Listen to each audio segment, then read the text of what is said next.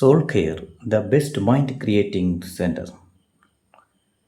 ഇന്ന് ഞാനിവിടെ വന്നിരിക്കുന്നത് നമ്മുടെ കുട്ടികളിൽ കാണപ്പെടുന്ന പഠന വൈകല്യം അഥവാ ലേണിംഗ് ഡിസബിലിറ്റി എന്ന ഒരു വിഷയത്തെ ആസ്പദമാക്കിയ പഠന വൈകല്യങ്ങളെ മലയാളത്തിൽ പഠന വൈകല്യം അല്ലെങ്കിൽ ഇംഗ്ലീഷിൽ ലേണിംഗ് ഡിസബിലിറ്റീസ് എന്ന് പറയും. പഠന വൈകല്യങ്ങളെ അല്ലെങ്കിൽ പഠന വൈമുഖ്യം എന്ന് വിളിക്കുന്നു. കുട്ടികളുടെ മസ്തിഷ്കം വിവരങ്ങൾ സ്വീകരിക്കുന്നതിലും പ്രോസസ്സ് ചെയ്യുന്നതിലും ഉണ്ടാകുന്ന വ്യത്യാസങ്ങൾ കാരണം വായിക്കാനും എഴുതാനും കണക്ക് കൂട്ടാനും മറ്റും അവർ നേരിടുന്ന ബുദ്ധിമുട്ടുകളെയാണ് ഇത് സൂചിപ്പിക്കുന്നത്. പഠന വൈകല്യങ്ങളെക്കുറിച്ചുള്ള പ്രധാനപ്പെട്ട വിവരങ്ങൾ എന്ന് പറയുന്നത് നമുക്കൊന്ന് ശ്രദ്ധിച്ചു നോക്കാം. ശരിക്കും പഠന വൈകല്യം എന്ന് പറയുന്നത് കുട്ടികളുടെ ബുദ്ധിക്കുറവല്ല. പഠന വൈകല്യമുള്ള കുട്ടികൾക്ക് സാധാരണ ബുദ്ധിയോ അതിൽ കൂടുതലോ കഴിവോ ഉണ്ടാകാം. ഇത് മാനസിക വളർച്ചാ മുരടിപ്പോ മെൻ്റൽ റിട്ടാർഡേഷൻ അല്ലെങ്കിൽ മടിയോ അല്ല. ഇതിലെ പ്രധാന തരങ്ങൾ എന്ന് പറയുന്നത് 4 തരത്തിലാണ് പ്രധാനമായിട്ടും ലേണിംഗ് ഡിസബിലിറ്റി അല്ലെങ്കിൽ പഠന വൈകല്യം എന്ന് പറയുന്നത്. അതിൽ ഒന്നാമതായിട്ട് നമുക്ക് ചർച്ച ചെയ്യപ്പെടുന്നത് ഡിസ്ലെക്സിയ എന്ന് പറയും. രണ്ടാമതായിട്ട് ഡിസ്ഗ്രാഫിയ എന്ന് പറയും. മൂന്നാമതായിട്ട് ഡിസ്കാൽക്കുലിയ. നാലാമതായിട്ട് ADHD എന്ന് പറയും. നമ്മൾ ഇതിനെക്കുറിച്ചൊന്ന് പരിശോധിക്കാം. എന്താണ് ഡിസ്ലെക്സിയ എന്ന് പറയുന്നത്? ഡിസ്ലെക്സിയ എന്ന് പറഞ്ഞാൽ വായിക്കാനും വാക്കുകൾ മനസ്സിലാക്കാനും അക്ഷരവിന്യാസത്തിനും ബുദ്ധിമുട്ട് നേരിടുന്ന ഒരു അവസ്ഥയാണ് നമ്മൾ ഡിസ്ലെക്സിയ എന്ന് പറയുന്നത്. അവർക്ക് വായിക്കാൻ കുറച്ച് ബുദ്ധിമുട്ടുണ്ടായിരിക്കും, വാക്കുകൾ പെട്ടെന്ന് മനസ്സിലാക്കാനോ ഗ്രഹിക്കാനോ കഴിയത്തില്ല. അക്ഷരം വിന്യസിക്കുന്നതിന് എന്താണ് അക്ഷരവിന്യാസം എന്ന് പറയുന്നത്? ചിലപ്പോൾ എഴുതുന്ന കാര്യങ്ങൾ ആവില്ല വായിക്കുന്ന തരത്തിൽ വരുന്നത്. അപ്പോൾ ചിലതൊക്കെ എവിടെയൊക്കെയാണോ വായിക്കേണ്ടത്, ഏതൊക്കെ തരത്തിലാണോ വായിക്കേണ്ടത് എന്നതിനെക്കുറിച്ചുള്ള ബുദ്ധിമുട്ടുകൾ നേരിടും. രണ്ടാമതായിട്ട് ചർച്ച ചെയ്യപ്പെടുന്നത് ഡിസ്ഗ്രാഫിയ. എന്താണ് ഡിസ്ഗ്രാഫിയ? എഴുതുന്നതിലും കൈയക്ഷരം വ്യക്തമാകുന്നതിലും പ്രശ്നങ്ങൾ ഉണ്ടാകുന്ന ഒരവസ്ഥയാണ് ഡിസ്ഗ്രാഫിയ എന്ന് പറയുന്നത്. നമ്മൾ ചിലപ്പോൾ എഴുതുന്ന സമയങ്ങളിലൊക്കെ അവർക്ക് ഒരുപാട് മാറ്റങ്ങൾ ഉണ്ടായിരിക്കും. അപ്പോൾ അതിനകത്തൊക്കെ അക്ഷരങ്ങൾ തെറ്റിയിട്ട് എഴുതുക അല്ലെങ്കിൽ ചെരിച്ചെഴുതുക, തിരിച്ചെഴുതുക. അപ്പോൾ ഒന്ന് മനസ്സിലാക്കാനുള്ള ഒരു ബുദ്ധിമുട്ട് നമുക്ക് കാണിക്കാം. ഇനി മൂന്നാമതായിട്ട് ചർച്ച ചെയ്യപ്പെടുന്നത് ഡിസ്കാൽക്കുലിയ.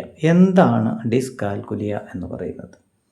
ഗണിതശാസ്ത്രപരമായ കണക്കുകൾ കൂട്ടാനും കുറക്കാനും ബുദ്ധിമുട്ട് അനുഭവപ്പെടുന്ന അവസ്ഥയാണ് ഡിസ്കാൽക്കുലിയ എന്ന് പറയുന്നത്.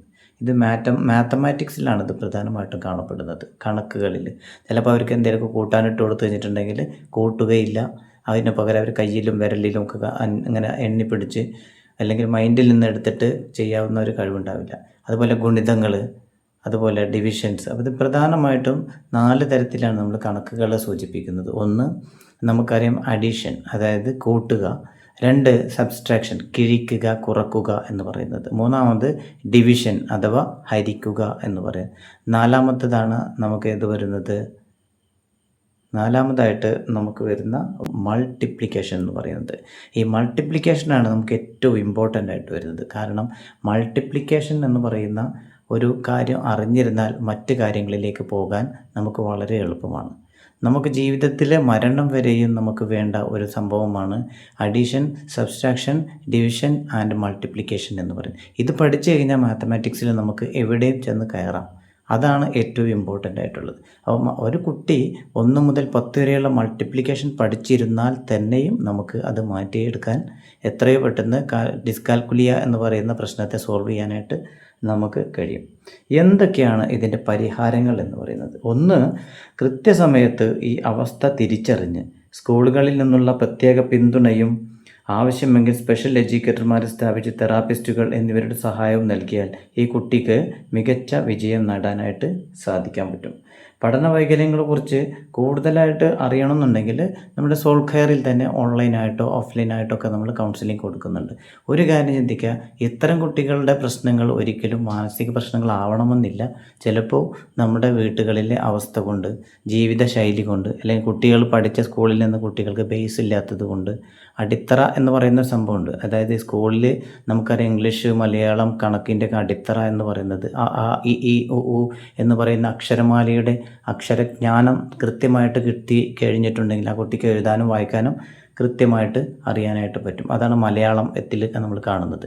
ഇതുപോലെ ഇംഗ്ലീഷിനകത്തും അവർക്ക് ABCD എന്ന് പറയുന്ന അക്ഷരമാല എത്ര എണ്ണം ഉണ്ടെന്നും അത് കൃത്യമായിട്ട് എങ്ങനെയാണ് എവിടേക്കാണ് ജോയിൻ ചെയ്യേണ്ടത്, എവിടെ നിന്നാണ് അത് സ്റ്റാർട്ട് ചെയ്ത് എഴുതേണ്ടത്, എങ്ങനെയൊക്കെയാണ് കേഴ്സീവ് ലെറ്റർ സ്റ്റാർട്ട് ചെയ്യേണ്ടത്, എവിടേക്കാണ് ആൽഫബറ്റിൽ നമുക്ക് ക്യാപിറ്റൽ ലെറ്റർ സ്മോൾ ലെറ്റർ വെക്കേണ്ടത്, ഇതിനെക്കുറിച്ചൊക്കെ അറിഞ്ഞിരുന്നാൽ അതും ഒരു അടിത്തറയാണ്. ഇതുപോലെ മാത്തമാറ്റിക്സിനകത്തും കൂട്ടുക, കുറക്കുക, കിഴിക്കുക, ഹരിക്കുക ഇങ്ങനെ 4 കാര്യങ്ങളെക്കുറിച്ച് അറിഞ്ഞു കഴിഞ്ഞിട്ടുണ്ടെങ്കിൽ മാത്തമാറ്റിക്സിലും നമുക്ക് ചെയ്യാനായിട്ട് പറ്റും. ഇതിന് പ്രധാനമായിട്ടും നമ്മൾ 3 കാര്യങ്ങളാണ് പ്രധാനമായിട്ടും നമ്മൾ മുന്നോട്ട് വെക്കുന്നത്. ഒന്ന്, ഒരു പക്ഷേ കുട്ടിയുടെ പ്രശ്നങ്ങൾ തിരിച്ചറിഞ്ഞിട്ട് നമുക്കൊരു പക്ഷേ പാരൻ്റൽ അവയർനെസ് കൊടുക്കേണ്ടതായിട്ട് വരും.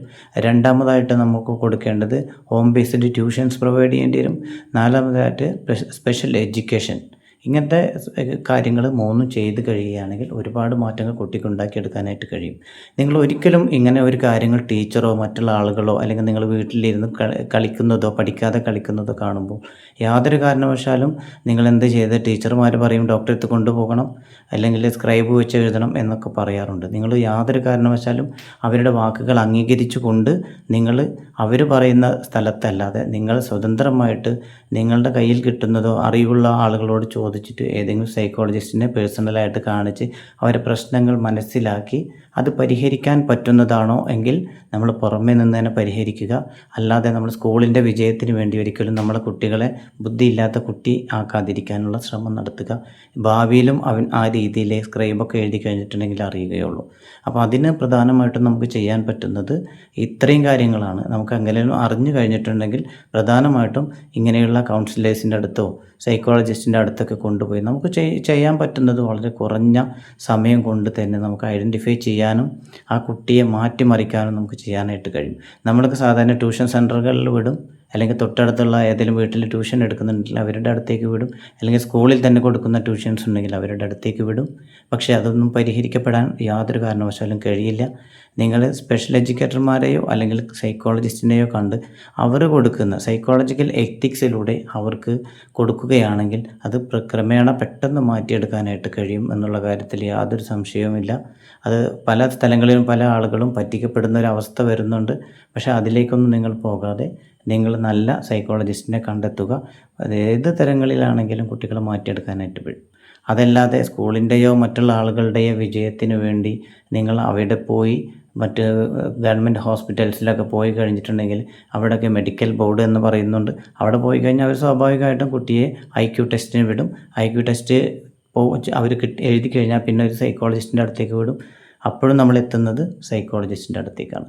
അവിടെ പോയി കഴിഞ്ഞിട്ടുണ്ടെങ്കിൽ സൈക്കോളജിസ്റ്റ് പ്രധാനമായിട്ടും അവരെ നോക്കുന്നത് അവരെ പേഴ്സണലായിട്ടുള്ള എന്തെടുക്കും കേസ് സ്റ്റഡി എടുക്കുകയും അവരെ IQ ടെസ്റ്റ് ചെയ്യുകയും ചെയ്യും. IQ ടെസ്റ്റ് നടത്തിയതിന് ശേഷം ആ IQ കുറവാണ് എങ്കിൽ ആ റിസൾട്ടുമായിട്ട് നമ്മൾ വീണ്ടും ഈ ഹോസ്പിറ്റലിൽ തന്നെ വന്ന് ആ ഡോക്ടർക്ക് കൊടുത്തിട്ടുണ്ടെങ്കിൽ കുട്ടിക്ക് IQ കുറവാണെന്ന് പറയുകയും എന്ത് ചെയ്യും, അവർ സ്ക്രൈബ് എഴുതാനുള്ള കുട്ടിയുടെ കുറവുകളെക്കുറിച്ച് സർട്ടിഫിക്കറ്റ് കൊടുക്കും. അങ്ങനെ ചെന്ന് കഴിഞ്ഞിട്ടുണ്ടെങ്കിൽ കുട്ടിക്ക് സ്ക്രൈബ് എഴുതുകയോ അല്ലെങ്കിൽ ഒറ്റയ്ക്ക് ക്ലാസ് മുറിയിൽ ടീച്ചേഴ്സിൻ്റെ അസിസ്റ്റൻസോട് കൂടി ഇരുന്നിട്ട് അത് മാനേജ് ചെയ്യാനൊക്കെ കഴിയുന്നതാണ്. എങ്കിൽ പോലും നമ്മൾ ആ സ്ക്രൈബ് എഴുതിയിട്ടാണ് അല്ലെങ്കിൽ ഇങ്ങനെയാണ് എഴുതിയിട്ടുള്ളത് എന്ന് നമുക്ക് തിരിച്ചറിയാൻ അത് കുറച്ച് വലുതായി കഴിഞ്ഞിട്ടുണ്ടെങ്കിൽ കുട്ടിക്ക് ഇതുപോലെയുള്ള മാനസിക പ്രശ്നങ്ങളുണ്ട്, ചെറുപ്പത്തിൽ തന്നെ കുട്ടി ഇങ്ങനെയൊക്കെയാണ് എക്സാം എഴുതിയിട്ടുള്ളത് എന്നൊരവസ്ഥയിലേക്ക് വരികയും ഒരു കുട്ടി ഒരു മാനസിക പ്രശ്നമോ അല്ലെങ്കിൽ എന്തെങ്കിലും ഒരു തരത്തിലുള്ള കുറവുകൾ അല്ലെങ്കിൽ അബ്നോർമാലിറ്റി ഫീലിങ്സ് ഉള്ള കുട്ടികളായിട്ട് മാറാനുള്ള സാധ്യതകൾ ഭാവിയിൽ അവർക്ക് ഫേസ് ചെയ്യേണ്ടതായിട്ട് വരും. അപ്പോൾ അത്രയും കാര്യങ്ങളിലൂടെ നമ്മളെ മക്കളാണ്, യാതൊരു കാരണവശാലും അതിനകത്തോട്ട് പറഞ്ഞു വിടാനുള്ള ശ്രമങ്ങൾ നിങ്ങളുടെ ഭാഗത്തുനിന്ന് ഉണ്ടാവരുത്. മിക്ക പഠന വൈകല്യങ്ങളും ഇന്ന് ബേസ് ഇല്ലാത്തത് കൊണ്ടാണ്. നമുക്കറിയാം ഇപ്പോൾ പുതിയ ഭരണസമിതി, നമ്മുടെ കേരളത്തിലെ ഭരണസമിതി കേരള സർക്കാർ തന്നെ മാറിയിട്ടുണ്ട്. അതിനുശേഷം വന്ന നമ്മുടെ എഡ്യൂക്കേഷണൽ മിനിസ്റ്റർ അഥവാ വിദ്യാഭ്യാസ മന്ത്രി പ്രത്യേകം പറഞ്ഞിട്ടുണ്ട്, നമ്മുടെ കേരളത്തിൽ 10ാം ക്ലാസ് കഴിഞ്ഞവർക്ക് പോലും സ്വന്തമായിട്ട് ഭാഷാ പരിജ്ഞാനം വളരെ കുറവാണ്. സ്വന്തം പേരുകൾ എഴുതാനോ വായിക്കാനുള്ള കഴിവുകൾ പോലും ഇല്ല എന്ന് അവർ പോലും സമ്മതിച്ചു കഴിഞ്ഞു. ഇത് ഗവൺമെൻറ് സ്കൂളിൻ്റെ മാത്രം കഥകളല്ല. ഞങ്ങളൊക്കെ ഒരുപാട് ഫീൽഡുകളിൽ വർക്ക് ചെയ്യുന്നവരാണ്, ഒരുപാട് ആളുകൾക്ക് കൗൺസിലിംഗ് കൊടുക്കുന്നവരാണ്. അപ്പോൾ അതിൽ നിന്നൊക്കെ നമുക്ക് ഒരുപാട് പ്രൈവറ്റ് സ്കൂളുകൾ നിങ്ങളുടെ ചുറ്റുവട്ടത്തൊക്കെ കാണും. അവിടെ എല്ലാ സ്ഥലങ്ങളിലെയും സ്ഥിതിഗതികൾ ഇതൊക്കെ തന്നെയാണ്. അവരും നമ്മളോട് വിളിച്ച് പറയാറുണ്ട്, കുട്ടി വീട്ടിൽ സ്കൂളിൽ വന്നാൽ തീരെ ഒതുങ്ങിയിരിക്കുന്നില്ല, അച്ചടക്കമില്ല, തീരെ ശ്രദ്ധിക്കുന്നില്ല എന്നൊക്കെ പറയാറുണ്ട്. അപ്പോൾ അതുകൊണ്ട് നിങ്ങൾ ആരെങ്കിലുമൊക്കെ കൊണ്ടുപോയി കാണിക്കുക എന്ന് പറയാറുണ്ട്. പക്ഷേ ശരിക്കും ഇത്രയും കാലം പഠിച്ച സ്കൂളുകളിൽ എന്തുകൊണ്ട് കുട്ടിക്ക് ഇങ്ങനെ ഒരു പ്രശ്നങ്ങൾ വരുമ്പോൾ അവർ അതിനുള്ള പ്രതിവിധി ചെയ്യുന്നില്ല? ആ പ്രതിവിധി ചെയ്യുമ്പോഴാണ് നമുക്ക് അതിനുള്ള പരിഹാരം കിട്ടുകയുള്ളൂ. അപ്പോൾ എന്തെങ്കിലും തരത്തിലുള്ള പ്രതിവിധികൾ കണ്ടെത്തിയിട്ട് അതിലും പരിഹരിക്കാൻ കഴിയാതെ വരുമ്പോഴാണ് രക്ഷിതാക്കളെ വിളിച്ച് പറയുകയും അവരെ മറ്റു സ്ഥലങ്ങളിൽ കാണിക്കുകയും അതിനനുസരിച്ചിട്ടുള്ള ക്ലാസ്സുകൾ കൊടുക്കുകയോ ചെയ്യേണ്ടത്.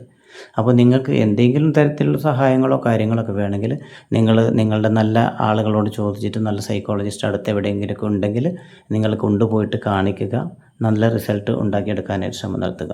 അതല്ല, നിങ്ങൾക്ക് വിശ്വാസപരമായിട്ടുള്ള 100% വിജയം നൽകുന്ന ഇഷ്ടംപോലെ കൗൺസിലിംഗ് സെൻറ്റേഴ്സ് ഉണ്ട്.